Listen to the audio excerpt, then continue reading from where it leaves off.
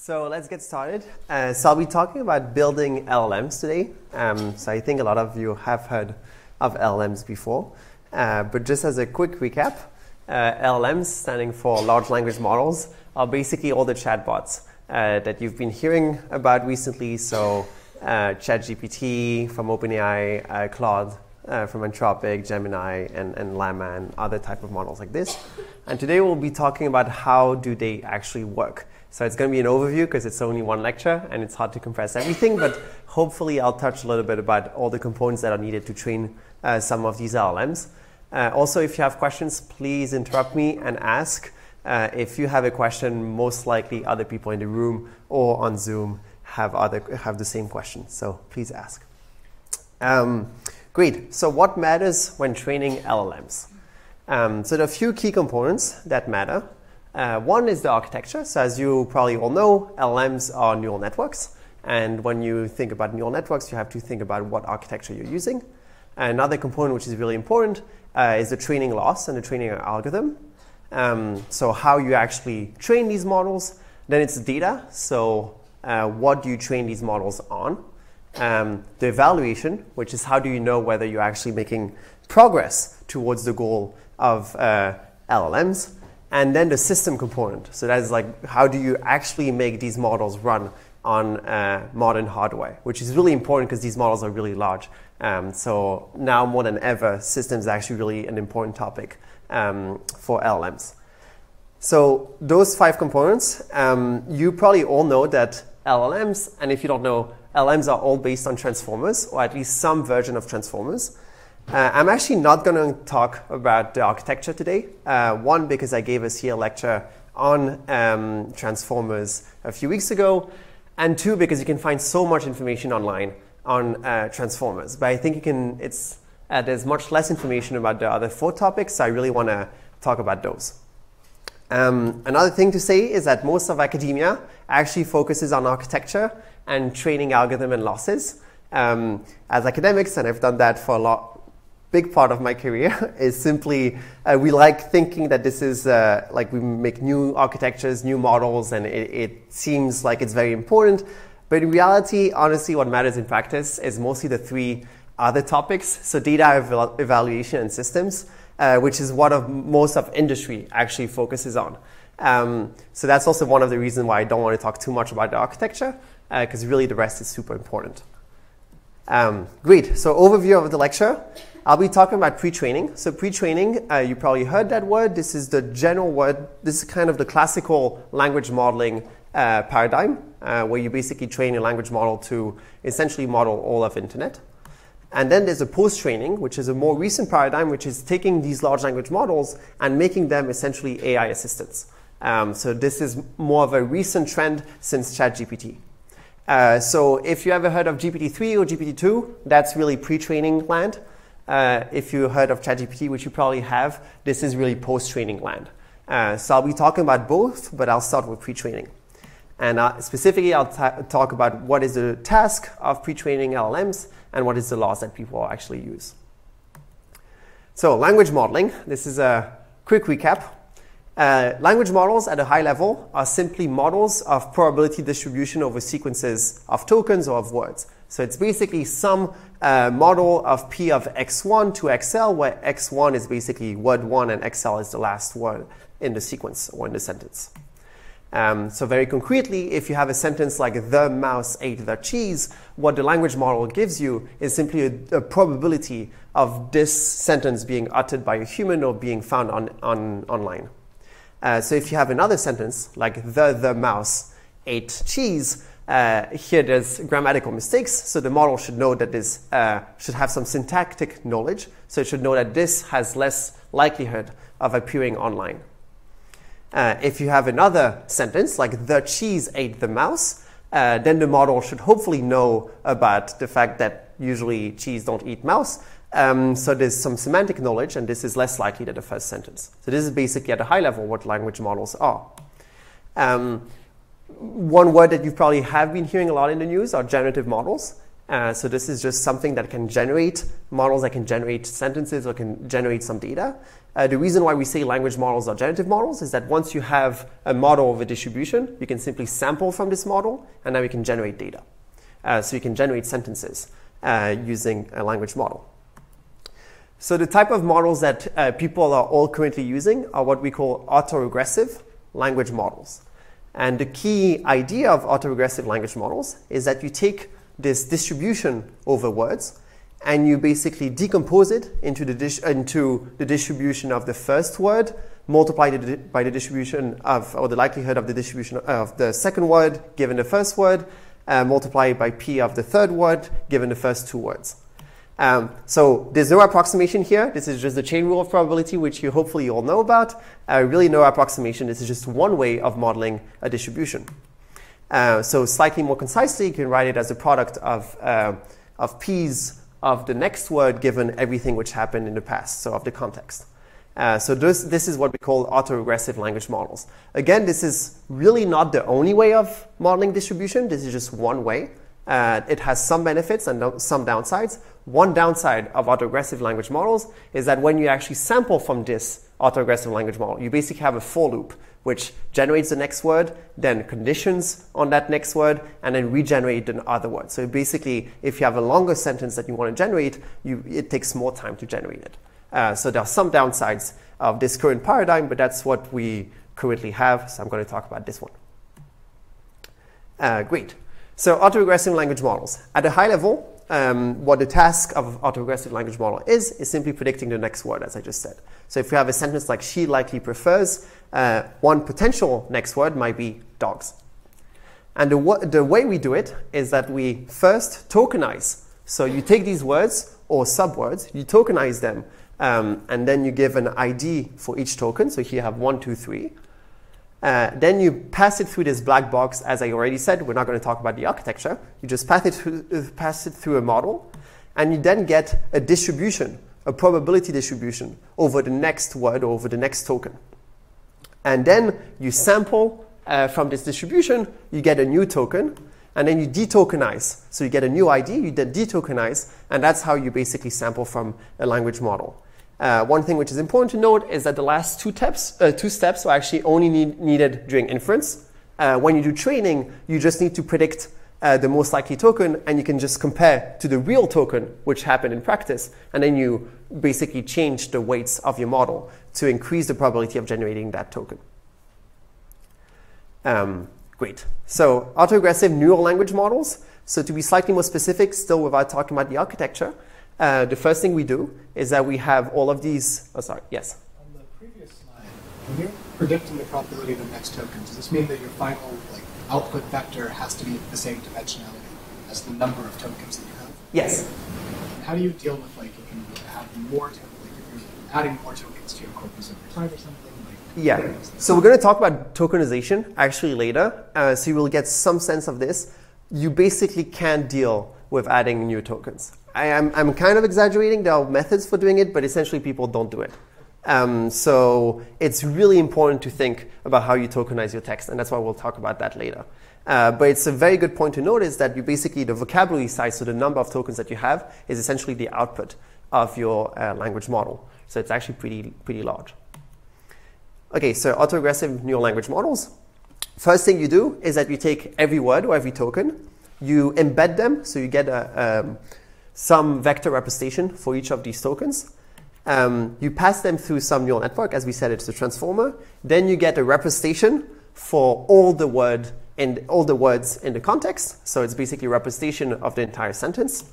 You pass it through a linear layer, as you just said, to basically map it to the number, so that the number of outputs is the number of tokens.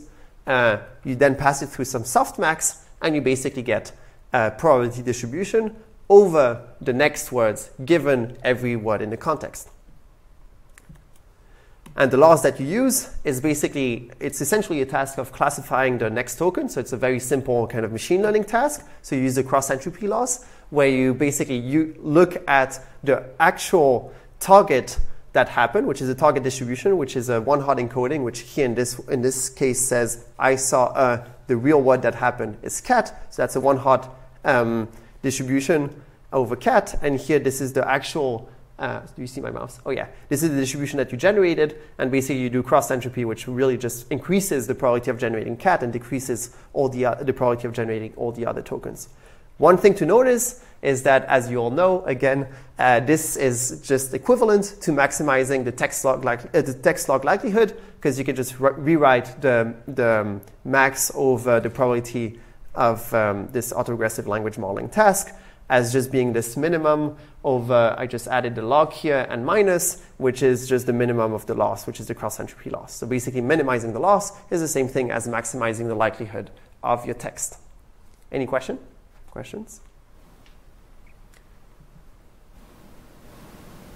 Okay. Tokenizer. So this is one thing that people usually don't talk that much about. Tokenizers are extremely important. So it's really important that you kind of understand at least what they do at a high level. So why do we need tokenizers in the first place? First, it's more general than words. So one simple thing that you might think is, oh, we're just going to take every word that we will have. You just say every word is a token in its own. But then what happens is if there's a typo in your word, then you might not have any token associated with this word with a typo. And then you don't know how to actually pass this word with a typo into a large language model. So what do you do next? And also, even if you think about words is a very, words are fine with Latin-based languages. But if you think about a language like Thai, you won't have a simple way of tokenizing by spaces because there are no spaces between words. So really, tokens are much more general than words. First thing. Second thing that you might think is that you might tokenize every sentence character by character. You might say A is one token, B is another token. That would actually work, and probably very well. The issue is that then your sequence becomes super long. And as you probably remember from the lecture on transformers, the complexity grows quadratically with the length of sequences. So you really don't want to have a super long sequence. So tokenizers basically try to deal with those two problems and give common sub-sequences a certain token. And usually how you should be thinking about it is around, an average, every token is around 3-4 letters. And there are many algorithms for tokenization. I'll just talk about one of them to give you a high level, which is what we call byte pair encoding, which is actually pretty common, one of the two most common tokenizers. And the way that you train a tokenizer is that first you start with a very large corpus of text. And here I'm really not talking about training a large language model yet. This is purely for the tokenization step. So this is my large corpus of text with these 5 words. Then you associate every character in this corpus of text a different token. So here I just split up every character with a different token, and I just color-coded all of those tokens. And then what you do is that you go through your text, and every time you see pairs of tokens that are very common, the most common pair of token, you just merge them. So here you see 3 times the tokens T and O next to each other. So you're just going to say this is a new token. And then you continue. You repeat that. So now you have TOK, TOK, which happens 3 times, TOK with an E that happens, 2 times, and token, which happens twice, and then EX, which also happened twice. So this is that if you were to train a tokenizer on this corpus of text, which is very small, that's how you would finish with a trained tokenizer. In reality, you do it on much larger corpuses of text. And this is the real tokenizer of, actually, I think this is GPT-3 or ChatGPT. And here you see how it would actually separate these words. So basically, you see the same thing as what we gave in the previous example. Token becomes its own token. So tokenizer is actually split up into 2 tokens, token and izer. So yeah, that's all about tokenizers. Any question on that? Yeah. How do you deal with spaces and how do you deal with punctuations? Yeah, so actually there's a step before tokenizers, which is what we call pre-tokenizers, which is exactly what you just said. So this is mostly, in theory, there's no reason to deal with spaces and punctuation separately. You could just say every space gets its own token, every punctuation gets its own token, and you could just do all the merging. The problem is that, so there's an efficiency question. Actually, training these tokenizers takes a long time. So you're better off because you have to consider every pair of token. So what you end up doing is saying if there's a space, this is very, like pre-tokenizers are very English specific. You say if there's a space, we're not going to start looking at the token that came before and the token that came afterwards. So you're not merging in between spaces. But this is just like a computational optimization. You could theoretically just deal with it the same way as you deal with any other character. And yeah. When you merge tokens, do you delete the tokens that you merged away, or do you keep the smaller tokens that you merged? You actually keep the smaller tokens. I mean, in reality, it doesn't matter much because usually on large corpus of text, you will have actually everything. But you usually keep the small ones. And the reason why you want to do that is because if in case there's as we said before, you have some grammatical mistakes or some typos, you still want to be able to represent these words by character. So yeah. Yes? Are the tokens unique? So, I mean, say in this case, TOKEN, is there only one occurrence, or do you need to leave multiple occurrences so they could take on different meanings or something? Oh, I see what you say. No, it's every token has its own unique ID. This is a great question. For example, if you think about bank, which could be bank for like money or bank like water, it will have the same token, but the model will learn, the transformer will learn that based on the words that are around it, it should associate that. I'm being very hand-wavy here, but associate that with a representation that is either more like the bank money side or the bank water side. But that's the transformer that does that. It's not a tokenizer. Yes? Yeah, so you mentioned during tokenization, keep the smaller tokens you started with, right? Like, if you start with a T, you keep the T and then you build your tokenizer to the extent that you can now encode token. So let's say maybe you didn't train on token, but like in your data, you are trying to encode token. So how does the tokenizer know to encode it with token or to read a T? It's a great question. You basically, when you tokenize, so that's after training of the tokenizer, when you actually apply the tokenizer, you basically always choose the largest token that you can apply. So if you can do token, you will never do T. You will always do token. But there's actually, so people don't usually talk that much about tokenizers, but there's a lot of computational benefits or computational tricks that you can do for making these things faster. So I really don't think and honestly, I think a lot of people think that we should just get away from tokenizers and just kind of tokenize character by character or bytes by bytes. But as I said, right now there's this issue of like length. But maybe one day, like in 5 or 10 years, we will have different architectures that don't scale quadratically with the length of the sequence, and maybe we'll, move away from tokenizers. So can you share with us the drawback? Why do people want to move away from the tokenizer? So think one good example is math. If you think about math, actually numbers right now are not tokenized. So for example, 327 might have its own token, which means that models, when they see numbers, they don't see them the same way as we do. And this is very annoying because the reason why we can kind of generalize with math is because we can deal with every letter separately, and we can then do composition, where you know that basically if you add stuff, it's just the same thing as adding every one separately plus like whatever the unit that you add. So they can't do that. So then you have to do like special tokenization. And like one of the big changes that GPT-4 did is changing the way that they tokenize code. So for example, if you have code, you have like often in Python these 4 spaces at the beginning. Those were dealt with kind of strangely before. And as a result, like the model couldn't really understand how to deal with code. So tokenizers actually matter a lot. Okay, so I'll move on right now, but we can come back later on tokenizers. Great. So we talked about the task, the loss, the tokenizer. Let's talk a little bit about evaluation. So the way that LLMs are usually evaluated is using what we call perplexity. At a high level, it's basically just your validation loss. The slight difference with perplexity is that we use something that is slightly more interpretable, which is that we use the average per token loss, and then you exponentiate it. And the reason why you exponentiate it is because you want, the loss has a log inside, and one, humans are actually pretty bad at thinking in log space, but 2, logs depend on the base of the log. While when you exponentiate, you basically have everything in the kind of the vocabulary size unit.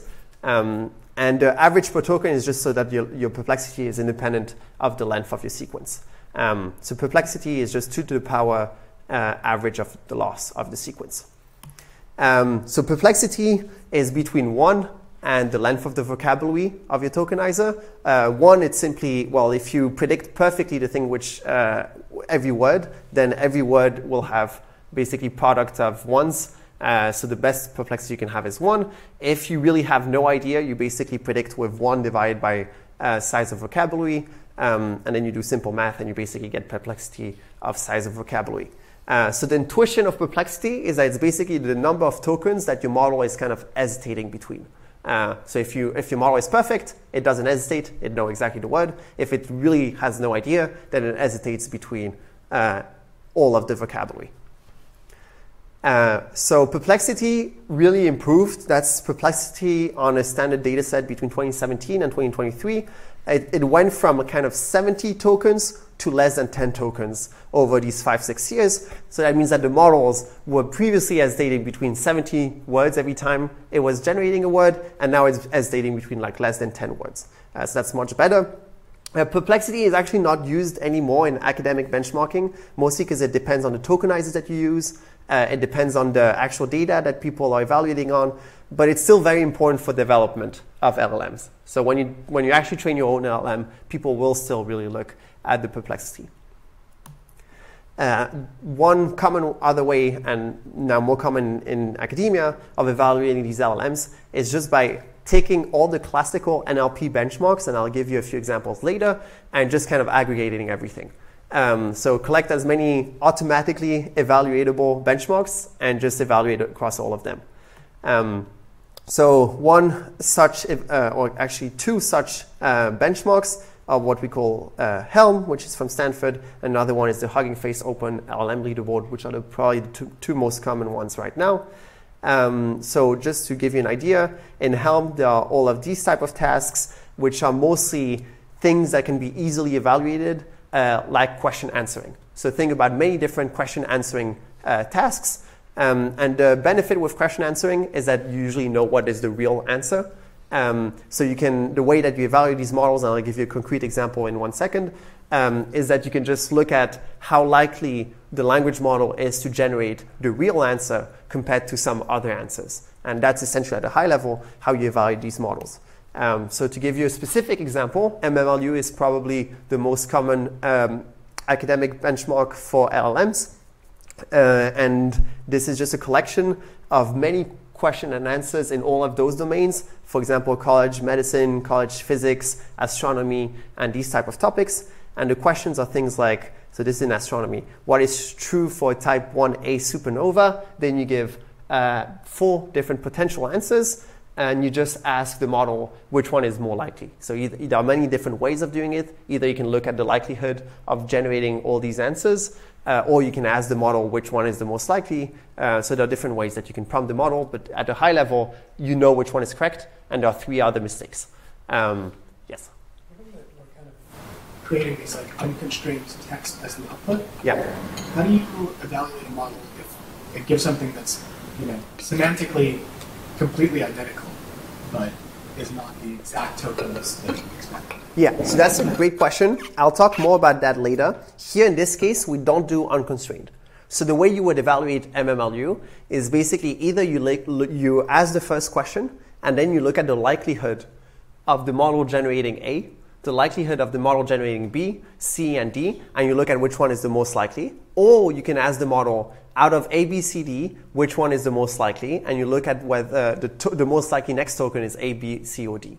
So you constrain the model to say it can only answer these 4 things. When you say you constrain the model, Yeah. do you mean you constrain it with the prompt, or do you mean that of its whole probability distribution that it outputs, you only are comparing the outputs of, like you're only comparing the A token? Yeah. So in the second case I gave you, you would do exactly actually you would do both. You would prompt the model saying A, B, C, or D, plus you would constrain to only look at these 4 tokens. In the first case, you don't even need to generate anything. So in the first case, you literally just look, given that it's a language model, it can give a distribution over sentences. You just look at what is the likelihood of generating all of these words. what is the likelihood of generating the second choice. And you just look at whether the most likely sentence is actually the real answer. So you don't actually sample from it, you really just use P of X1 to XL. Does that make sense? That being said, evaluation of open-ended questions is something we're going to talk about later, and is actually really important and really challenging. Yes? Earlier you mentioned that metrics like perplexity are not like usually used because it depends on like how you do your tokenization, some design choices. I was wondering if you could speak more to that. Yeah. So think about perplexity. I told you perplexity is between 1 and vocabulary size. So now imagine that ChatGPT uses a tokenizer that has like 10,000 tokens, but Gemini from Google uses a tokenizer that had 100,000 potential tokens. Then actually the Gemini one will have, like the upper bound of the perplexity that you can get is actually worse for Gemini than for ChatGPT. Does that make sense? So that's just an idea. It's actually a little bit more complicated than that, but that's just like one first order bit of where you can see that the tokenizer actually matters. Great. Okay, so evaluation challenges, there are many. I'll just talk about 2 really briefly. One, as I told you, there are 2 ways of doing evaluation for these MMLUs. Actually, there are many more than 2, but I gave you 2 examples. And it happens that for a long time, even though that was a very classical benchmark that everyone used, actually different companies and different organizations were actually using different ways of evaluating MMLU, and as a result, you get completely different results. For example, Llama 65B, which was the first model of Meta in the Llama series, had on Helm 63.7 accuracy, but on this other benchmark had like 48.8. So really the way that you evaluate, and this is not even talking about prompting, this is really just kind of the way that you evaluate the models. Prompting is another issue. So really there are a lot of inconsistencies. It's not as easy as it looks. First thing. Yeah, sorry. How can we make sure that all these models aren't trained on the benchmark? Okay. Second thing. This is a great question. Chain test contamination. This is something which I would say is really important in academia. Given that the talk is mostly about training large language models, for companies it's maybe not that important because they know what they trained on. For us, we have no idea. So for us, it's a real problem.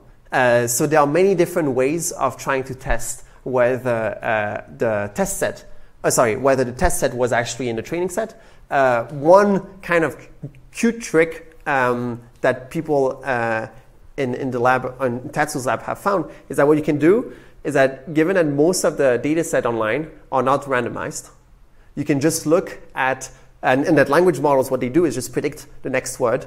You can just look at the entire test set. What if you generate all the examples in order versus all the examples in a different order? And if it's more likely to generate the thing in order, given that there's no real order there, then it means that probably was in the training set. Does that make sense? So there are many, that's like one of them. There are many other ways of doing it. Chain test contamination, again, not that important for development, really important for academic benchmarking. Great. So there are many other challenges, but I'll move on for now. Great. Data. So data is another really big topic. At a high level, people just say, oh, you basically train large language models on all of internet. What does that even mean? Or people sometimes say all of clean internet, which is even less defined. So internet is very dirty and really not representative of what we want in practice. If I download a random website right now, you would be shocked at what is in there. It's definitely not your Wikipedia. So I'll go really briefly on like what people do. I can answer some questions, but I mean, data is on its own is a huge topic. Basically, first, what you do is download all of internet. What that means is that you use web crawlers that will go on every web page on internet or every web page that is on Google, and that is around 250 billion pages right now. and that's around 1 petabyte of data. So this is actually a common crawl is one web crawler. So people don't usually write their own web crawlers. What they do is that they use standard web crawlers, and common crawl is one of them that basically every month adds all the new websites that were added on internet that are found by Google, and they put it in a big, basically a big data set. So that's on Common Crawl, you have around 250 billion pages right now. So 1e6 gigabytes of data. Once you have this, so this is a random web page, like literally random from this Common Crawl. And what you see is that one, it really doesn't look at type of things that you would usually see, but actually, so this is an HTML page. It's hard to see, but if you look through, you will see some content. For example, here, Test King World is your ultimate source for the System X high performance server, and then you have 3 dots, so you don't even, the sentence is not even finished. That's how random internet looks like. So of course, it's not that useful if you just train a large language model to generate things like this. So what are some of the steps that are needed? First one, you extract the text from the HTML. So that's what I just tried to do by looking at basically the correct tags.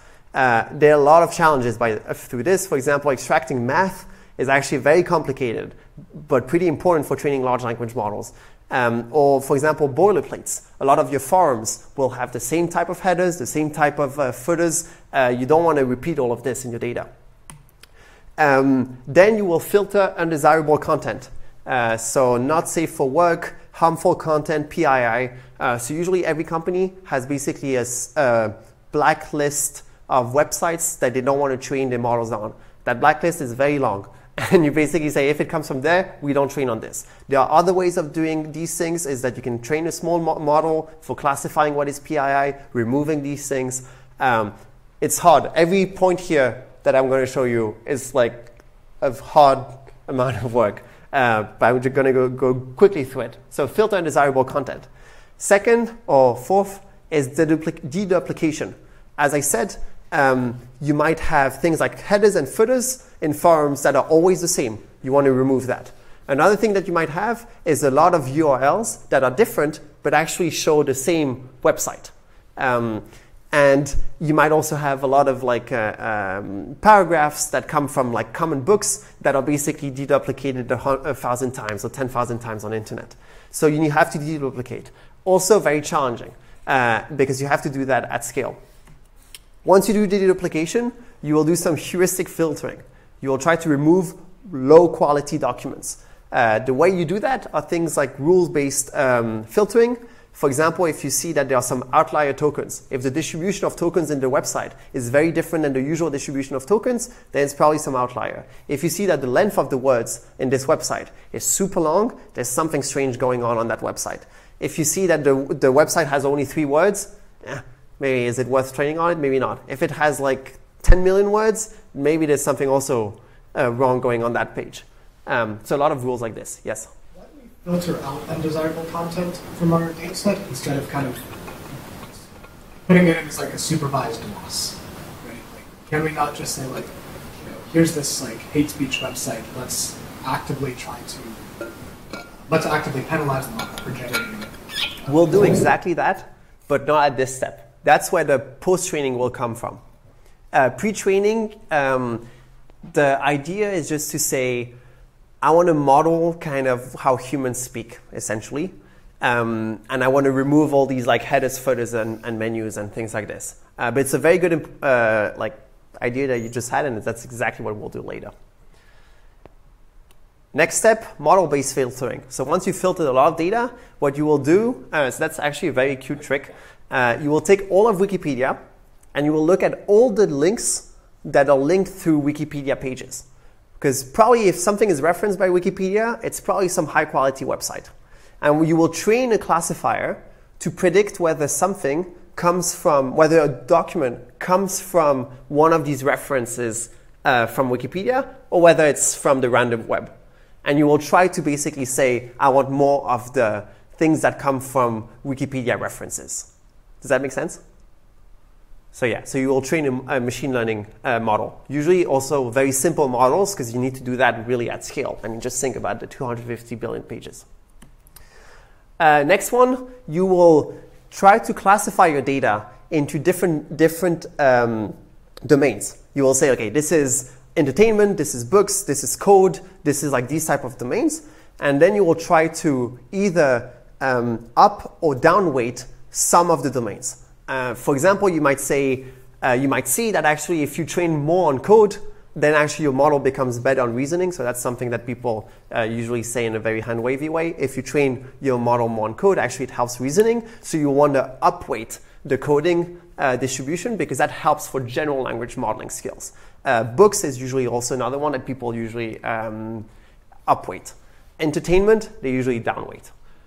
So things like this. Of course, you want to do it, so people used to do it maybe kind of heuristically. Now there's entire pipelines that we'll talk about of how to do these things slightly more automatically.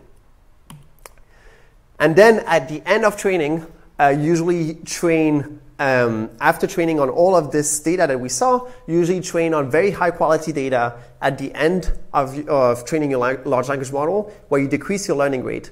And that basically means that you're kind of overfitting your model on a very high quality data. So usually what you do there is like Wikipedia. You basically overfit on Wikipedia and you overfit on like human data that was collected. The other things like continual pre-training for getting longer context, I'm going to skip over all of these things. But that's just to give you a sense of how hard it is when people just say, oh, I'm going to train on internet. That's a lot of work. And really, we haven't figured it out yet. So collecting well data is a huge part of practical large language model. Some might say that it's actually the key. Yes? About the data, so basic question, so usually when you start with like the terabyte of data, after I go through all that steps, what's the typical amount of data you have remaining? And then like, how large a team does it typically take to go through all the data steps you talked about? So is the question, how large is the data after you filter? Yeah, after you filter, and then to go through all the steps, how large a team do you need to go through like all the filtration steps you mentioned? How slow is it? Or how many people would you need to be able to do this video? Okay, that's a great question. I'm going to somewhat answer about the data, how large is the data set at the end of this slide. For number of people that work on it, that's a good question. I'm actually not quite sure, but I would say, yeah, I actually don't quite know, but I would say it's probably even bigger than the number of people that work on kind of the tuning of the pre-training of the model. So the data is bigger than kind of the modeling aspect. Yeah, I don't think I have a good sense. I would say probably in Llama's team, which have like 70-ish people, I would say maybe 15 work on data. Yeah. All these things, you don't need that many people. You need a lot of compute also. Because for data, you need a lot of CPUs. So yeah, and I'll answer the second question at the end of this slide. So as I just kind of alluded to, really we haven't solved data at all for pre-training. So there's a lot of research that has to be done. First, how do you process these things super efficiently? Second, how do you balance kind of like all of these different domains? Can you do synthetic data generation? That's actually a big one right now. Because we don't have, we'll talk about that later, but we don't have enough data on the internet. Can you use multimodal data instead of just text data? And how does that improve even your text performance? There's a lot of secrecy, because really this is the key of most of the pre-trained large language models. So for competitive dynamics, usually these companies don't talk about how they do the data collection. And also there's a copyright liability issue. They definitely don't want to tell you that they've trained on books, even though they did, because if not, you can sue them. Common academic benchmarks. So that will kind of answer what you asked. It started, so those are the smaller ones. The names are not that important, but it started from around 150 billion tokens, which are around 800 gigabytes of data. And now it's around 15 trillion tokens, which is also the size of the models that are, right now the best models are probably trained on that amount of data. So 15 trillion tokens, which is probably, I guess, 2 orders of magnitude bigger than that, so 80 E3 gigabyte. So that would be around 100 to 1,000 times filtering of the common crawl, if I'm not mistaken. So yeah, One very famous one is the PAL. So this is an academic benchmark of the PAL, and we can just look at what distribution of data they have. It's things like arXiv, PubMed Central, which is all the biology stuff. Here it's Wikipedia, you see Stack Exchange, some GitHub, and some books and things like this. Again, this is on the smaller side. So this is, if we look at here, this is on 280B. So in reality, it's like 100 times bigger. So you cannot have that much of GitHub and of Wikipedia. In terms of closed source models, just to give you an idea, Llama 2, it was trained on 2 trillion tokens. Llama 3, 15 trillion tokens, which is currently the best model that we know on how much it was trained on, which is the same thing as the best academic or the biggest academic benchmark, which is 15 trillion tokens. GPT-4, we don't really know, but it's probably in the same order of magnitude. Or it's probably around that, actually. It's probably around 13 from leaks, if the leaks are true. Great. So, scaling laws. Any other questions on data before you go to scaling laws? Sorry, I know I'm giving you a lot of information, but there's a lot into training and large language models. Great, scaling laws. So the idea is that what people saw around 2020, or at least from a long time, but they've been able to kind of theoretically show it, or empirically show it since 2020, is that the more data you train your models on, and the larger the models, the better the performance. This is actually pretty different than what you've seen in this class. In this class, we teach you about overfitting. Overfitting doesn't happen with large language models. Larger models, better performance. It's something that really took a long time for the community who took this type of class to realize. But for the exam, overfitting exists. So, okay, the idea of scaling laws is that given that you know that more data and larger models will always give you better performance, can we predict how much better your performance will be if you increase the amount of data and the size of your model? And surprisingly, it works. So here you see 3 plots from a very famous paper called Scaling Laws from OpenAI. Here you see on the x-axis compute. So how much did you train, like how much compute did you spend for training? And here you see test loss. So this is essentially, I mean, it's not perplexity, but it's your validation loss. So it's the log of the perplexity. And if you put these two on log scale, then you see that the performance, or like the scaling law is linear.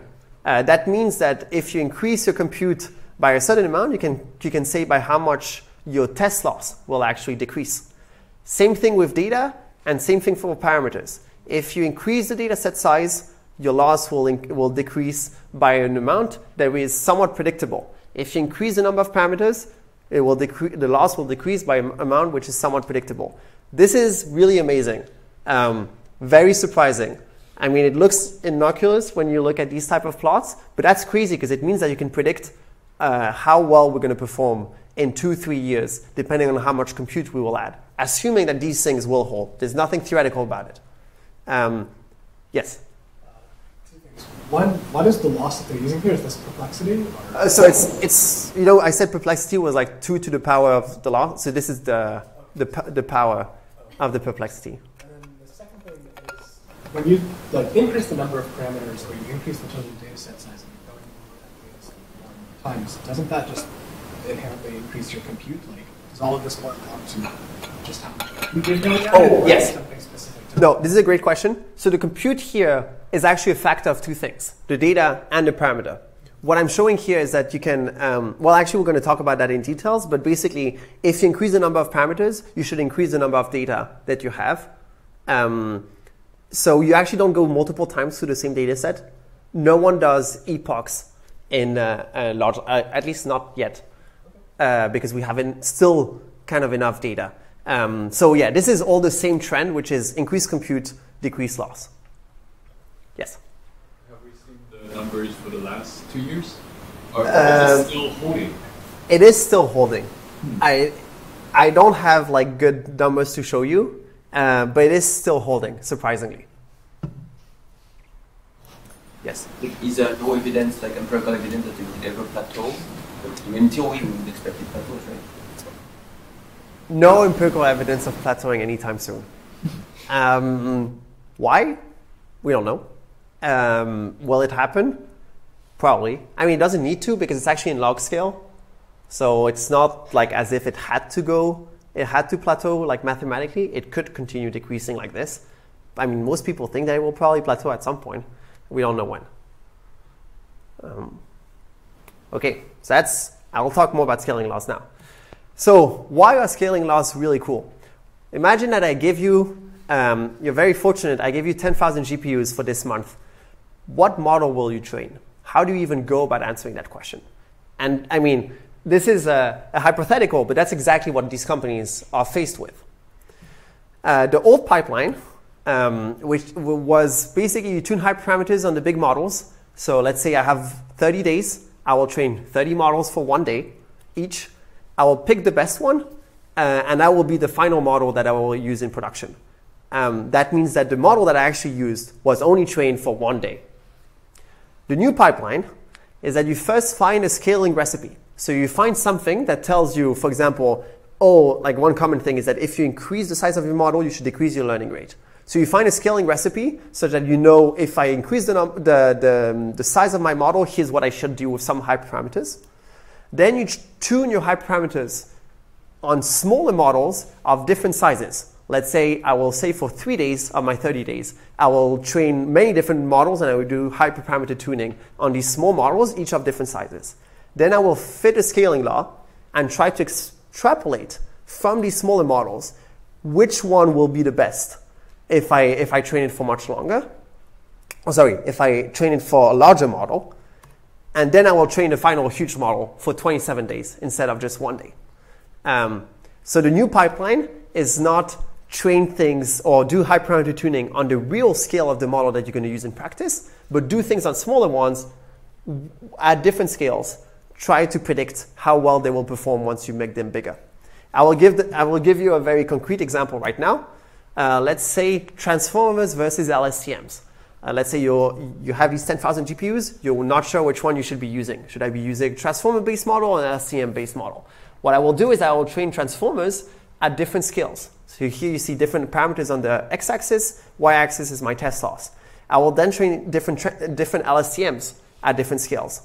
Once I have these points, I will see, it kind of fits a scaling law. I will fit my scaling law, and then I will be able to predict, if I had 10 times more compute, here's how well it would perform. For the LSTM, it's actually slightly less linear for the LSTM, but you could probably try to predict where you would end up. And clearly from this plot, you would see that transformers are better. One thing to notice when you read these type of scaling laws is that there are two things that are important. One is really your scaling rate, which is kind of the slope of the scaling law. The other thing is your intercept. Like you could start worse, but actually become better over time. It just happens that LSTMs are worse for both. But I could show you another one where things you can predict that actually after a certain scale you're better off using that type of model than others. So that's why scaling laws are actually really useful. Any questions on that? Yeah. So these are all kind of very. How sensitive are these to small differences in the architecture? One transformer architecture versus another transformer architecture. Do you basically have to fit your own curve and basically say scaling laws tell me this should be some logarithmic function. Let me extrapolate that for my own specific architecture. Yeah. So usually, for example, if you're an academic and you want to now at least that's pretty recent and you want to propose a new activation. That's exactly what you will do. You will fit a scaling law, show another scaling law with the standard, GALU, and you will say that it's better. In reality, once you start thinking about it in scaling laws terms, you really realize that actually all the architecture differences that we can make, the small minor ones, all they do is maybe change a little bit the intercept, but really that doesn't matter. Because just train it for 10 hours longer, or wait for the next compute GPUs, and these things are really secondary. Which is exactly why I was telling you originally, people spend too much time on the architecture and losses. In reality, these things don't matter as much. Data, though, if you use good data, you will have much better scaling laws than if you use bad data. So that really matters. Another really cool thing you can do with scaling laws is that you can ask yourself, how to optimally allocate training resources. Should I train larger models? Because we saw that it's better when you train larger models, but we saw that it's also better when you use more data. So which one should I do? Should I just train on more data, a smaller model, or should I train a larger model on less data? So Chinchilla is a very famous paper that first showed this. The way they did it, I want to give you a little bit of a sense of what these plots are. Here you see training loss again. On the x-axis you see parameter differences, parameter size, number of parameters, so the size of the model. And here all these curves are what we call isoflops, which is that all the models on this curve have been trained with the same amount of compute. The way that you do that is that you vary the number of tokens that were trained on and the size of the models, but you vary in such a way that the total compute is constant. Okay, so all these curves that you see with different colors have different amount of computes that were trained on.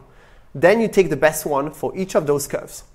Once you have the best one for each of those curves, you can plot how much flops it was and on which curve were you on, and how much parameters did you actually use for training that specific point.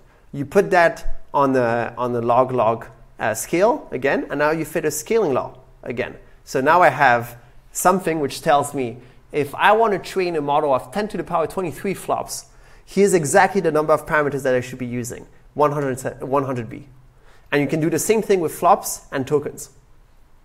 So now you can predict, if I tell you exactly I have 1 month of compute, what size of model should I be training? Fit your scaling law, and I tell you.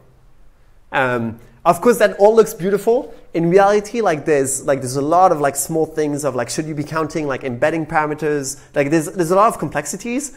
But if you do things well, these things actually do hold. So the optimal number of parameters that Chinchilla paper have found is to use 20 tokens for every parameter that you train. So if you add one more parameter, you should train your thing on your model on 20 more tokens. So one caveat here is that this is optimal training resources. So that is telling me if you have 10 to the power 23 flops, or if you have 100, I don't know how much that is, $100 million, or 10, no, that's much less actually. Let's say I have $5 million to train my best model that gets the lowest loss. What would I train on? In reality, these companies need to think about inference also. If you have a smaller model, they will spend less over time. So actually, if you consider the inference cost, you have other papers that try to show that it's around 150 tokens per parameters, because you prefer having a smaller model, because over time you're gonna actually spend less money on inference of these models. So 150 to 1, that's around what the best models are trained on right now, at least the ones that are used in practice in production. Great. Any question on Chinchilla? Great. Oh, sorry. In practice, how expensive is inference for these models relative to training? Actually, very expensive. I will not talk about inference because that would be another entire lecture, but just think about ChatGPT, where they have, I don't know how much it is now, 600 million people that used it. That's a lot. Yeah, so it's actually very expensive. There's a lot of optimization you can do for inference though. And that's an entire other lecture, so I'm going to skip that this time. But it's very interesting. Okay, tuning. As I said, there are many things that you can answer with scaling laws. I just tried to give you 2 examples, but really there are many things. What data do you use? What data mixing weighting you use? The data mixtures, that's what we talked about before. What architecture you use, whether you should make your models wider or deeper. Should you be paying for more GPUs or actually collecting more data? All these things are things you can try to answer with scaling laws. One thing I want to say is the bidder lesson. If you ever heard of Richard Sutton's very famous blog post in 2019, what he realized, which I think not enough people realize, I definitely did not realize at that time, is that once you see these type of scaling laws, you know that the more compute you have, the better models you will get. So with scale, you will get better model. And you also know by Moore's law or these type of variants of Moore's law that you will always have better compute. Then the only thing that matters is just to have architectures that can leverage computation. So what matters is basically systems, data, and less so the architecture, like the small architecture differences, like your activation and things like this. So I think that's like one of the reasons why most of research focuses on some things that for industry matters less. And I was one of those researchers for a large part of my career. So don't spend time overcomplicating. Do the simple things, do it well, scale them. That's really what OpenAI taught us with ChatGPT and with all the GPTs before. Okay, I want to give you some back-of-the-envelope computation. So I might be off by a few factors here, but I just want to give you a sense of how costly it is to train some of these models. I'll give as an example Llama 3 400B, which is currently the best open source model that you can get. It was trained on 15.6 tokens. It has 405 billion parameters. So just now that you know what is like this optimal tokens per parameter, that's around 40. So that's a little bit more than Chinchilla, but less than this like inference optimal model. So they went for training optimality. Flops for this model. So one simple way to compute flops is 6 times the number of parameters times the number of data that you train on. So if you do the simple calculation here, it's 3.8 E25 flops. The reason why this is important is that if you followed a little bit the news, there's an executive order from Biden that basically says that once you have 1 E26 flops, then you have special scrutiny on your models. So they went 2x less than that. So they really went right below this to not have special scrutiny. So 3.8, I might be off by a little bit, but it's definitely under the 1E26. So P is parameters, N is data, number of tokens. This is just an approximation. Okay, compute. We know that they train it on 16,000 H100s, and we know the throughput they set it to. So if you do the computation, it takes around 70 days, or 26 million GPU hours. At least that's with my back-of-the-envelope computation. They actually said that they use 30 million instead of 26 million GPU hours. So maybe they had like some challenges. I don't really know. But if you follow the simple computation, it's around 70 days. Cost. I mean, it's hard to approximate, but I'm just going to say it's kind of the rent. Like, what if I were to rent H100s, that many H100s for that many days? How much will I pay? H100, a lower bound on the renting cost of H100 is around $2 per hour. So if you multiply this by 26 million hours, you get $52 million. So they probably pay less than that, but not actually much less, because all these services that actually rent GPUs, they don't make that much money. So it's probably slightly less, but not that much less. Now salary, I said 50 employees, $500K per year. It's probably the right ballpark, 25 million. So if you put all together, around $75 million for training this Llama model. I'm probably off by like 10 million, but that's kind of right ballpark. Carbon emitted. A lot of people might ask, like, also the cost is not the only thing that is important. So I did the computation. It's around 4,000 tons of CO2 equivalent. That is actually only 2,000 return tickets from JFK to London. So right now, carbon emitted is actually not, I mean, it's huge, but it's not like meaningful yet. I think in maybe GPT-6, GPT-7, once you multiply this by 100, that might become a real issue. Right now, it's still not, I think, an issue in the grand scheme of things. Next model, the way you should be thinking about these models is that every new generation, the number of flops essentially multiplies 10x. Or at least that's what they try, if they have enough energy and if they can buy enough GPUs. Great. Any question on these back-of-the-envelope math? Okay. So now we talked about pre-training. I wanted to also chat about systems, because now we know compute is really important. So there's a question of how do you optimize the compute. I will leave that for the end, because I'm not sure how much time we will have. I think it's important, but hopefully I'll be able to talk about it later. It's slightly different than what we've been talking about right now. So I'll move on to post-training for now. So the task of post-training, the reason why we need to do post-training is, as I told you before, it's to make AI assistants. So language modeling is not really the thing that you want when you have an AI assistant. For example, if you ask to GPT-3, which is a purely language model, not an aligned one, if you ask a question like, explain the moon landing to a 6-year-old, the completion that you would get is something like, explain the theory of gravity to a 6-year-old. Because what it learned is that on internet, if you have one question, you usually have maybe another bullet point of other similar questions. You don't usually have question and an answer later. This is not what you want from an AI assistant. So how do we do this alignment, which is this post-training and making these models assistants?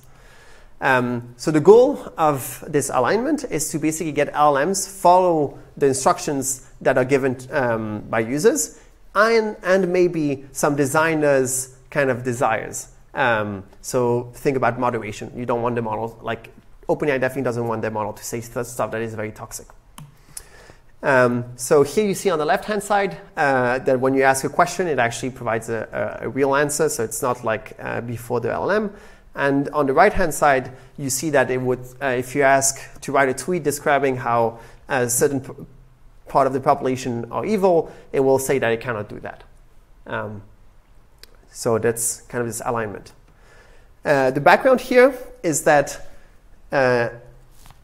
basically the data that you want for training some of these models is, like, we know what we want, which is just asking humans, this is a question, this is the answer that you want. But the thing is that it's very expensive to collect that data, and it's hard to find it online. In contrast, pre-training data is not what you want, but there's a lot of it. So what we will do, or the main idea, is simply take a pre-trained large language model, pre-trained on all of internet, and then you just fine-tune. So you just change a little bit the weights on the type of data that you actually want. And hopefully, given that you already pre-trained it on all of internet, it basically learns or knows how to speak in English and knows standard language syntax. Then you can really fine-tune it with very little data. Okay, SFT. So supervised fine-tuning is really exactly what I just said, which is the idea of fine-tuning the large language model on basically the desired answers that are collected from humans. So why is it called supervised fine-tuning? Because you basically want to do language modeling on the real answers. So language modeling is this like next word prediction, and that's the fine-tuning part. And then you want to do it on desired answers given by humans. So that's why we call it supervised. So how do we collect this data? Well, I just said it. You just ask humans to tell you this is a question. This is the answer that you would want from some of these models. So this is an example. Sorry, I can't read very well on my computer, but my kid needs to do a science. No, let's read this one. Can you write a short introduction about the relevance of the term monopsony? And then it says monopsony refers to a market structure, blah, blah, blah. And that's a human that wrote that. So actually, this is Open Assistant, which was a way to collect data online by humans. So this type of supervised fine-tuning or alignment is really the key of ChatGPT. This is what made the big jump from GPT-3, which was mostly something that was known by AI researchers, to ChatGPT, which became known by basically everyone. So the problem with human data is that it's very slow to collect and very expensive. So one possible simple idea is to use LLMs to scale data collection. So that's exactly what we did with Alpaca 1 year ago. What we did is that we asked humans, or we used a data set of human question answers. So there were 175 question answers here, and we asked the best model at the time, so TextDaVinci 003, to basically generate many more of these question and answers. So all we did is like, this is what humans would write, now write similar answers and similar questions. and we collected 52,000 LLM-generated question answers. And then what we did is simply we took Llama 7B, which was the best pre-trained model at the time, and we just fine-tuned this with supervised fine-tuning, as I told you, and that's how we got the Alpaca 7B model.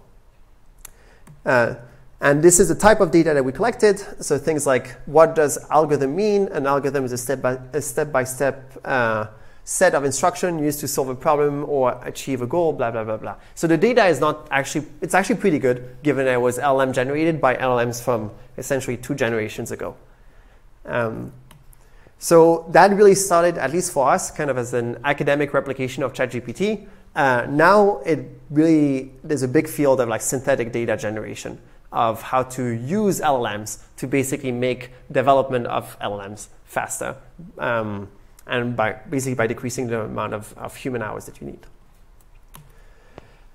Quantity of data. So we talked about what type of data and how we collect it. One thing which is surprising with SFT is that you don't need that much data. So what this paper showed, this is called Lima, is that if you scale the amount of data that you use from supervised fine-tuning from 2,000 to 32,000, it really doesn't help much. So here scaling laws definitely don't help. So the intuition here is that all you learn is you learn how to format your desired answers.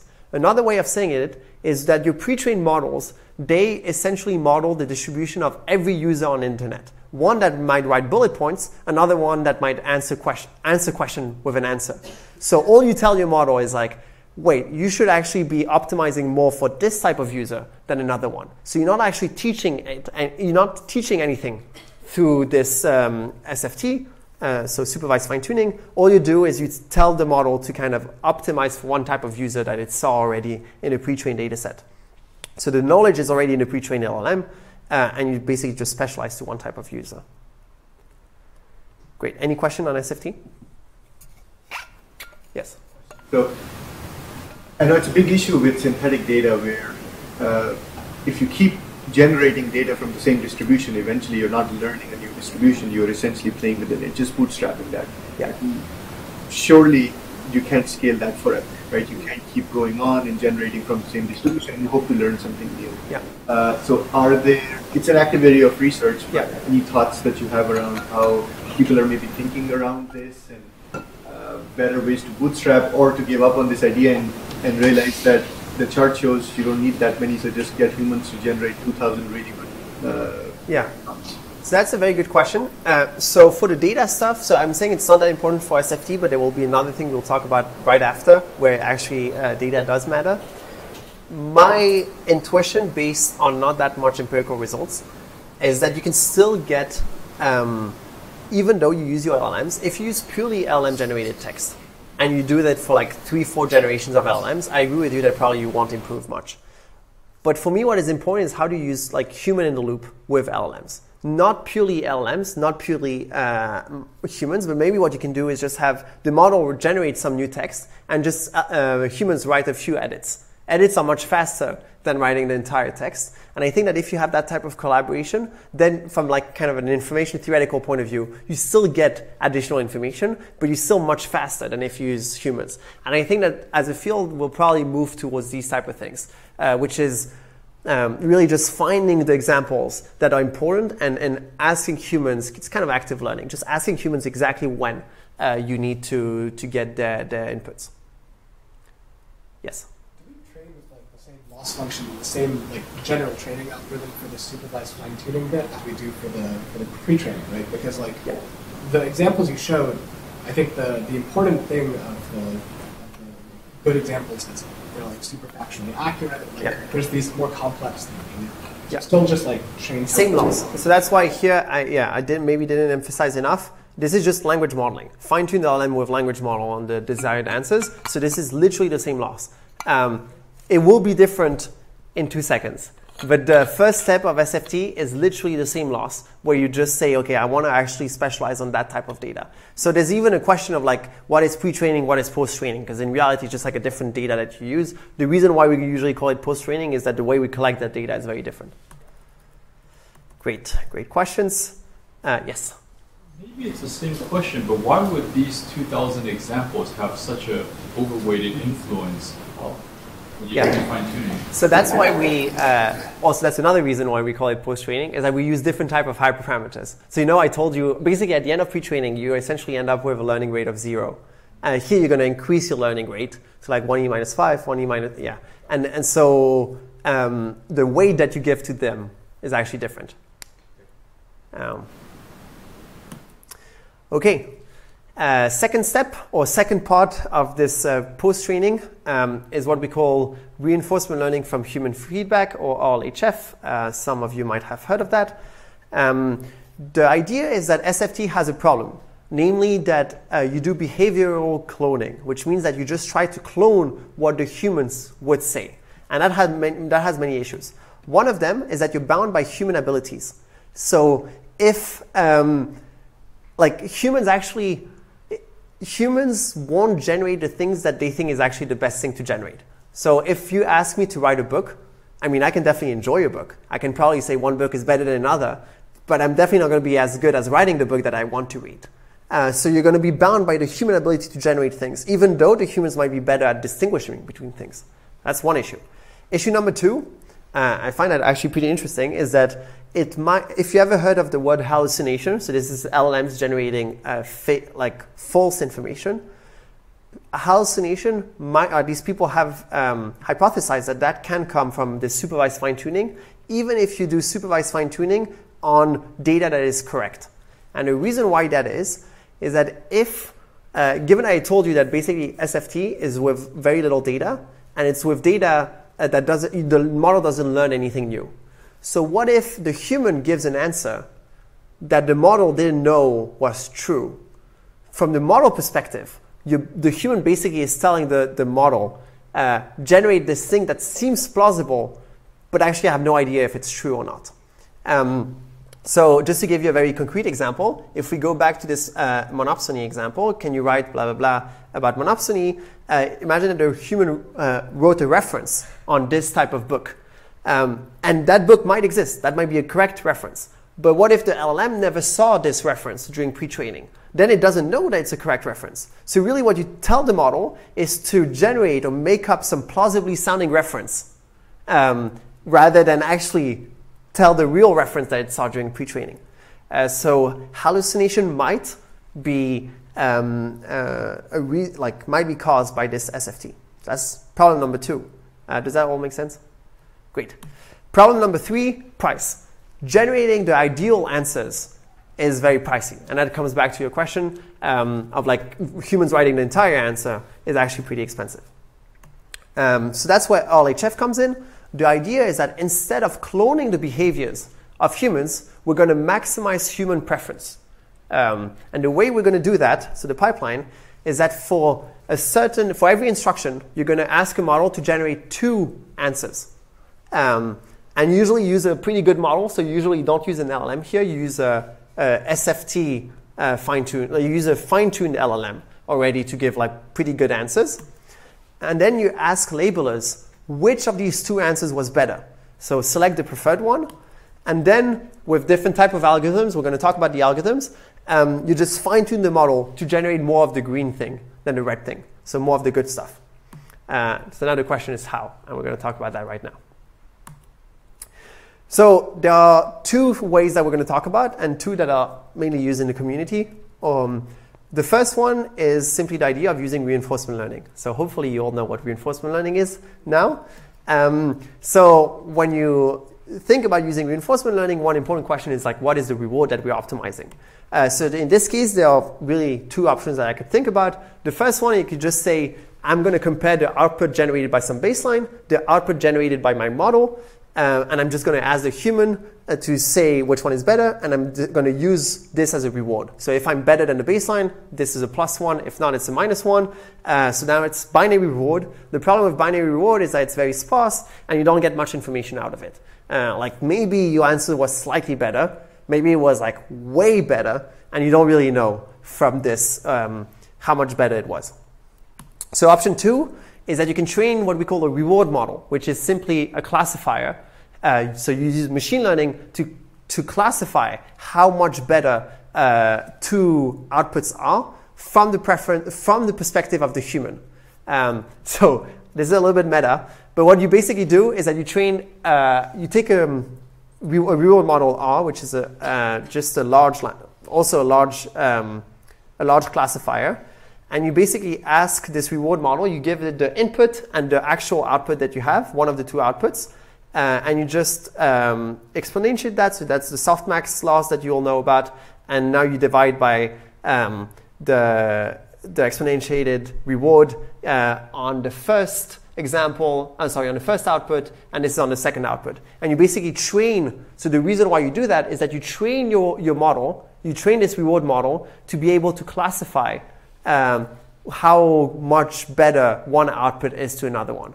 So another slightly less convoluted way of saying it is that your reward model will output some reward that will be used as the logits of your softmax. So now if you have high logits in your softmax, it means that highly likely this output is better.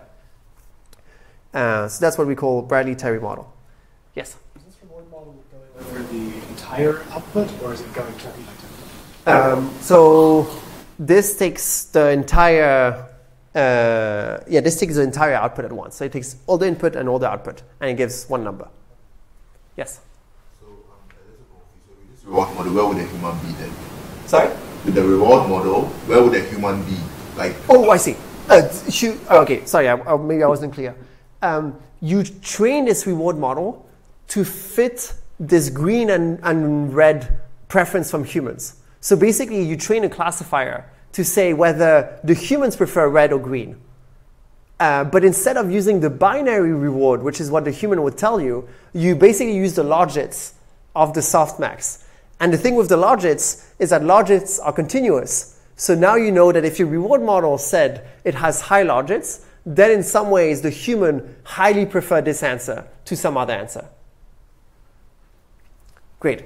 So as I just said, continuous information is better. So that's what people use in practice, or at least used to use in practice. I'll tell you about the other algorithm later. So what you do at the end is that you basically try to just use reinforcement learning that you know about. Now we know we have our reward. What you sample through is the generation from your large language model. And then you just use some regularization terms. So the reason why we do this regularization term is for avoiding what we call over-optimization. So this reward model might not be really might not perfectly model human preferences. So you don't want to maximize this thing to essentially infinity. And you do it using PPO, which is a common reinforcement learning algorithm. One thing to note here, because it will be important for later, is that when we use maximum likelihood, now the large language models are actually a policy for your reinforcement learning. It's not maximizing maximum likelihood anymore, which means that you're not modeling any distribution anymore. And the reason why this is important is that models that went through this type of PPO actually don't give you likelihoods of text that are meaningful. Because what you optimize them to do is basically just optimize for generating the most likely thing, not optimize for modeling like all the answers that humans might say. Another way of saying that is that there's nothing that incentivizes here the model to not give a single possible generation. Nothing here says it's good if you have some distribution with some entropy. Okay, if you haven't followed, it's not that important, but just good to know. Great. So PPO is exactly what ChatGPT did originally. So here's on their blog post, what they have is step 1, do supervised fine-tuning, which now you all know about. Step 2, train a reward model on human preferences. Step 3, do PPO, multiple steps, which is where you see this blue arrow. So you train the model once with the PPO, you collect new data, you continue. And that's exactly what ChatGPT did. And that was the big breakthrough between GPT-3 and ChatGPT. One thing to note is that PPO has many challenges. Reinforcement learning is something that's super nice theoretically. In practice, anyone who ever worked with reinforcement learning knows it's such a mess. There's a lot of things like rollouts, outer loops, clipping, so many complications. So it's messy. This is the idealized PPO used for LLM settings. So that's already much more complicated than this expectation we saw before. And in practice, it's actually much more complicated. So we have one implementation of it that we had to do, and I'm not going to go through it. But basically, you have like so much stuff that you have to think about when you implement that type of PPO algorithm. So you have clipping everywhere, you have a lot of complexities, and things are not well documented. All this to say that there was a new method that was proposed also from Stanford 1 year ago called DPO, which is essentially a simplification of PPO. And the way, what they did, or the idea that they have, is that instead of using reinforcement learning, you can just maximize the probability of generating the stuff that you like and minimizing the probability of the stuff that you don't like. So if you think about the human preference, the red and green, maximize green, minimize red. So the loss is actually this one, where what you see, this is simply some log of the model. So this is the likelihood of the model generating the things that the human preferred given the inputs. And what you try to do is basically maximize the likelihood of generating the things that you like, minimize the likelihood of the things that you don't like. All the rest of the terms, here it's not too important. It's actually really not that complicated to understand. But at a high level, it's really just maximizing the things you like, minimizing the rest. And one thing to note, which I was going to say just here, is that actually all the rest is chosen such that the global minima of PPO and the global minima of like this DPO under some assumptions are essentially equivalent. So this is the right thing to do mathematically. I'm not going to go through the derivations, but that's the right thing to do. It's pretty different with PPO in the sense that now, with PPO, what you had to do is collect the human preferences, then train a reward model with maximum likelihood, then use reinforcement learning. Now all you do is basically maximum likelihood. Much simpler. Yes? I mean, yeah, so it seems like this is A, much simpler, and B, like what you would just intuitively do if you were doing this. Why did they start with this reward model? Like, what led them to doing that? I think it's a great question. I don't really know. What I can tell you is that at OpenAI, the people who did who did basically this who did ChatGPT initially are the ones who actually wrote PPO. And I think they were just, like, there are a lot of reinforcement learning people. And I think that for them, it was very intuitive. So there's also some additional, like, potential benefits. For example, for example, if you use the reward model, the cool thing here with reinforcement learning is that you can use unlabeled data with the reward model. So here you can only use the labeled data for doing DPO.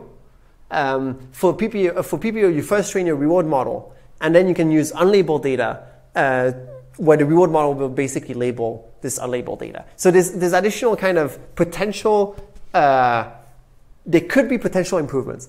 In practice, it happens that they are none. And I think it's just that a lot of people in this team were reinforcement learning experts, including the main author of PPO, John Schulman. So much simpler than PPO, and it basically performs as well. So now this is the standard thing that people use. At least in the open source community, I believe it's actually the standard also in industry. So that's called DPO. Gains, so those are all the papers on the left. Here, this is on a summarization task. You see, all I want to show you is that basically the pre-trained models were okay, and they improve with scale. If you do supervised fine-tuning, you improve them a little bit more. If you do PPO or something with RLHF with human feedback, you get performance that are oftentimes, depending on the benchmark, even better than humans. So this is the human reference summaries.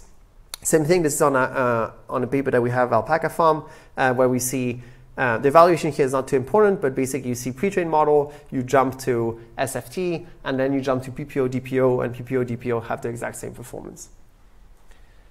So basically, RLHF helps. That's kind of the conclusion, and DPO is simple.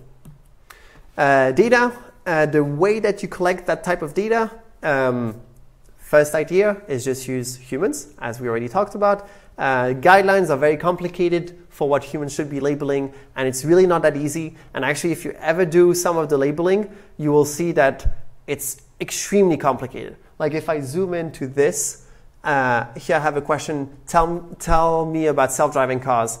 and you read both. Self-driving cars are vehicles that are capable of detecting their surroundings, blah, blah, blah. Self-driving cars are cars that are equipped with sensors, blah, blah, blah, to navigate without the need for a driver. I mean, both seem okay. Like, which one is better? It's actually hard to say at a glance. And as a result, the problem with humans is that you will start optimizing a lot of like high-level features. For example, the second one is longer. I can guarantee you that most humans will choose the second one, even though, I mean, maybe the first one is better. I don't know. I haven't read it carefully. So challenges with humans: first, slow and expensive. Second, as I just mentioned, it's hard to focus on things that matter, like correctness. And people usually look at things that don't matter as much, like the form, like length. And as a result, so what I show here is that when you do RLHF, the more you do of RLHF, the longer the output of the models become. So if you've ever been annoyed at ChatGPT answering you super long sentences, this is because of RLHF. Annotator distribution shift. Like the distribution of annotators that you use matters a lot. And you have to think like, what is even the humans that we want to represent in these models? Another question is like crowdsourcing ethics. Like usually basically a lot of the labeling that is done, like the people who do them are not paid well, and they have to go through a lot of toxic data because you basically want the model to avoid saying the toxic data. So crowdsourcing ethics too. So many challenges with human data. So what we did also last year is, again, the same thing as Alpaca, just the idea of like, oh, well, there are challenges with humans, maybe we can just replace them with LLMs. So what we did is simply replace, oh, I see that. I'm just realizing that the slides are not centered. Anyways, you replace human preference with LLM preferences. So here on this figure, you see on the x-axis the price that we paid for collecting human data. It's around $300 for 1,000 examples, and this is on mechanical Turkers, which are usually like cheaper than maybe some of the other companies that you could go through. And on the y-axis, it's basically the agreement with other humans, with the mode of other humans. And what you see is that actually, as I told you before, labeling is really complicated. Humans agree with themselves only around 66% of the time on a binary task. And it's not that the humans are not good here, because we were 5 main authors on this paper. We tried to label this data ourselves, and we only had like say 67 or 68% accuracy, even though we talked for like 3 hours of how we should be doing labeling. But really, it's complicated. It's not an easy task. And here I just showed many different models. And basically, you see that models are much cheaper, and they can actually get higher agreement with the mode of humans than humans themselves. And the reason why is because humans have a lot of variance, models have no variance. So they might be a little bit more biased, but have less variance. So it works surprisingly well, and now it's kind of the standard in open source community. I think even in industry, a lot of people use both humans and LLMs for improving the collection of RLHF data. And this is the paper from last year, but honestly now it's more like that LLMs would be around this agreement and this cost. So around, I would say, 50x cheaper than humans and better agreement with than humans themselves. Okay, so that gets us to evaluation of post-training. So that goes back to your initial question at the beginning of the lecture. How do you evaluate something like ChatGPT? The answers that ChatGPT could give are basically unbounded. And it's not that there's one right answer. There are many answers that are just as good. So there are many challenges. One, you can't use validation loss because one method might use PPO, the other one might use DPO. Validation loss is not comparable. Second, you can't use perplexity. That's the thing I told you before. These models are not calibrated. They don't give distributions. They just optimize for one thing. So you can't use perplexity for actually evaluating these type of models once they're aligned. Third, there's a large diversity of questions that human might ask to these models. Generation, open QA, like some question answering, some summarization, and all of these things. So there's so many things you have to cover. Then the tasks are really open-ended. So it's very hard to automate. So that's what you were alluding to before.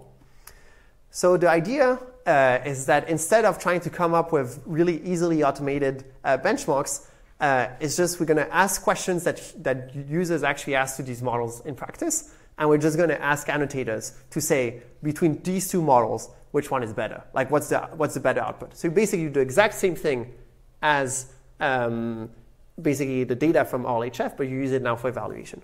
Yes? I'm not sure I understand what you mean by like can't use perplexity not calibrated, right? Like LLM is still doing like next token prediction. So why can't perplexity use that? So think about the optimal solution after doing PPO is basically one model that gives you essentially a delta, like basically says that there's only one sentence that could be generated for that question. So now if you use it on something that is slightly semantically different, it would actually give a likelihood of 0 for that answer. So in reality, it's not that extreme, because as you say, it's still a distribution, but it just shows you that there's a fundamental issue with perplexity. Once these models are not LLMs anymore, they were not trained, at least with PPO, they were not trained to do maximum likelihood anymore. They were trained to be policies. Okay, so probably the most common, or like the most common benchmark, or the most trusted one, is what we call Chatbot Arena, which is basically go on internet, have random users on the internet, blindly talk with 2 chatbots, just ask many questions, see the 2 answers, and rate which one is better. And you do that over hundreds of thousands of users, and then you get the actual preferences, and you get rankings of models. So you can go right now on Chatbot Arena and actually interact with these models. One potential issue, just to highlight, is that while people who want to do these type of things are usually more like tech-driven or like tech-savvy, so a lot of the questions that you will ask are more like tech stuff, discussing software errors, inquiries about AI tools, and all of these things. So another issue is cost and speed. If you really want to use something like this for development process, it will be too costly because you would need to basically pay a lot of humans to do that. So one simple idea is, again, as we said many times, just use LLM instead of humans. You probably know the drill at this point. Steps for every instruction generate outputs by some baseline and the model that you want to evaluate. So here, imagine that I'm comparing an answer from ChatGPT and from Mistral. I'm just asking a model, another model, which one is better, and I just basically average that out. I asked GPT-4 which one is better. I average that out over my entire distribution, over my entire benchmark or data set, and that gives me a win rate, so win probability for one model compared to another one, and now you can rank models. And this is the Alpaca Eval leaderboard. So the benefits of this is that actually we get 98% correlation with Chatbot Arena, so very high correlation with humans. So this is, comparison with correlation with other benchmarks, and it takes less than 3 minutes and less than $10 to run, so it's pretty cheap. There are downsides though. One of them is poorest correlation. So as we already saw before, LLMs prefer, this is one spurious correlation, not many, I'll just talk about one. LLMs prefer longer outputs. Actually, humans also prefer longer outputs, but the problem or the issue once you use LLMs is that once there's bias, you will continue optimizing that. Humans, at some point, I can guarantee you, if I ask a simple question and you give me 5 pages of answers, I'll be like, no, I don't like that answer. But LLMs, if they have this bias and they were trained for that, they will continue preferring longer outputs. So here we see the preference just showing that like humans and models prefer longer outputs. And here is another view of the initial Alpaca Eval data set, benchmark, where when we asked, when we rank GPT-4, when we look at the win rate of GPT-4 versus actually GPT-4 itself, if we use the standard GPT-4, it gets 50% kind of by definition because we're comparing GPT-4 versus GPT-4. But if we ask GPT-4 to be slightly more verbose, so we just say in the prompt, be verbose in your answers, then it gets a win rate of 64.4%. So really, there's a huge variance. And if we ask it to be concise, it gets 20%. So there's a huge variance depending on whether you ask it to be concise or verbose. That's very annoying. So one possible solution, which is what we did, is just use some regression analysis. I'm not going to go into details, but basically use causal inference tools to control for length. And right now, actually, length matters much less. So if you ask it to be verbose, you still get some gains, but much less. Great. So that's all about post-training. And now for the next 8 minutes, I might talk about systems or just answer questions. Yes?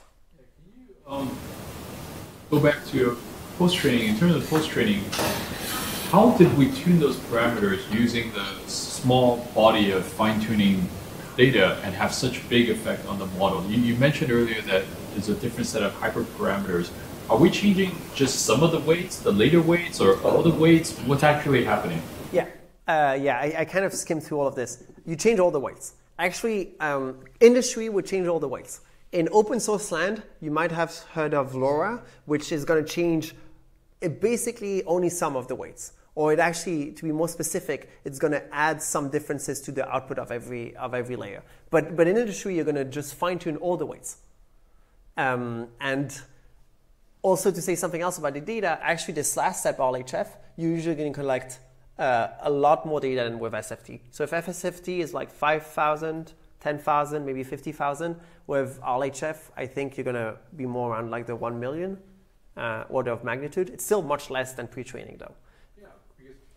15 trillion tokens. Yeah. I mean, this is like, that's not even a drop. And yet you influence the weight a lot. So because you do it, I mean, you have to think that how you do it is you use, I mean, as I said, the learning rate that you're going to use is going to be different, but also you only do that. So just imagine if I trained, even if I train on one sentence, but over and over again, or at some point my model will only generate that sentence, even if it was just one sentence instead of the 15 trillion tokens. So if you use a large enough learning rate and for enough time, you will basically overfit that sentence. So the key thing to remember is that the data is not, it's not as if you mix some post-training data and some pre-training data. You do pre-training and then you just start fine-tuning only on the post-training. So another way, maybe another perspective, is that the pre-training is just the initialization of your model. And once you view it that way, that this is just initialization of weights, then there's nothing special. Like, you don't need to remember that you trained on a lot of data before. The only thing that matters is that you had an initialization, and now I actually trained a model. So maybe think about it that way. Like there's a Markov property in some ways. It's just like you had your weights, this is my initialization. Now I'm training that one. Does that kind of answer your question? Kind of, but you said something just now about it's almost the equivalent of just rerunning the fine-tuning data many times. Mm-hmm. Is that what actually happens in order to give so much more preference? You might I actually don't know right now how they do it in industry. When we did Alpaca, we had to do 3 epochs. So you did run it 3 times to it. But I mean, even the number of times that you run it through, it's actually not important. The only thing is kind of the effective learning rate. That's what matters. So yeah. Great. So I think I have 5 minutes, right?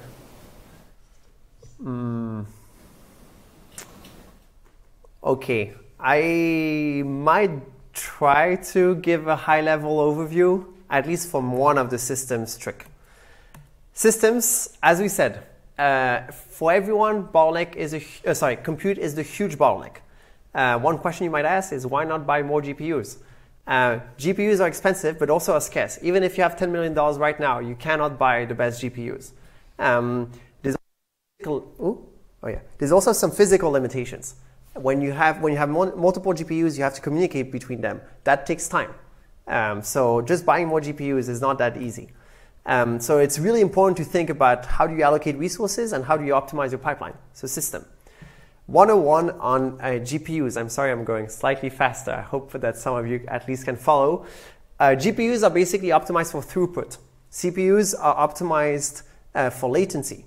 So GPUs, the way you have to think about it is that there's one command that is run on many cores at the same time on different type of data. So this is how you see a GPU. You see there are many different cores. We call them streaming multiprocessors, which is very different than the usual CPU architecture. So just think high throughput parallelization for GPUs. GPUs are optimized for fast matrix multiplication. So every time you will do something on GPU, if you can do it with a matrix multiplication, it's going to be 10 times faster than with anything else. That is a little bit annoying because it means that we are kind of bottlenecked to doing anything with matrix multiplications. Another thing to note with GPUs is that compute has been improving faster than memory and communication. So right now, GPUs usually are hard to keep, like the data that you send to GPUs is actually hard to keep up with the processes. So most of your GPUs are actually going to be idle if you just run normal code, if you don't optimize your code. So communication, and this will continue over time. Another thing to know about GPUs is that there's a memory hierarchy. This is the same thing actually with CPUs, but basically the closer you are to your cores, the less memory there is, but the faster things run. If you're further, more memory, slower. Okay, I'm going to skip that. Okay, actually I'm going to say it. I told you about this, the fact of communication. The metric that people usually look at is model flop utilization. So what is the theoretical maximum that GPU could run at, the number of flops that it could use per second? The number of observed throughput divided by this theoretical maximum. And in general, if you reach 50%, you're very happy. Like Facebook, I looked at Llama, was at 45 for something like this. So that means that data doesn't come fast enough, even for these big companies. So one simple trick, and that might be the only one I'm going to tell you about, is low precision. One simple idea is that, well, if I'm going to put my floats in lower precision, then there's going to be fewer bits that I have to send to my GPUs. If there's fewer bits, it's faster communication, lower memory consumption, things are going to go faster. And for deep learning, it just happens that decimal is not that important. So when you do matrix multiplication, when you do, like, for example, SGD, there's already so much noise that if you update something by 0.01 or 0.015, who cares? So basically, instead of using 32 bits per float, which is what people used to use, or 64, for example, which is what you would use in other domains, you use 16 bits for matrix multiplication. So for every float, you use 16 bits. And for training, you have this type of what we call automatic mixed precision, which is that some of the things are in 32 bits, others are in 16 bits. Generally, the way you should be thinking about it is that your weights of your model are stored in 32 bits. But just before the computation, you put everything in 16 bits. Like this, you do computation super fast. And at the end, you update your weights in 32 bits. And the reason why you do all the updates in 32 bits is just think that if your learning rate, for example, is very small, you still want to be able to make a difference in your weights.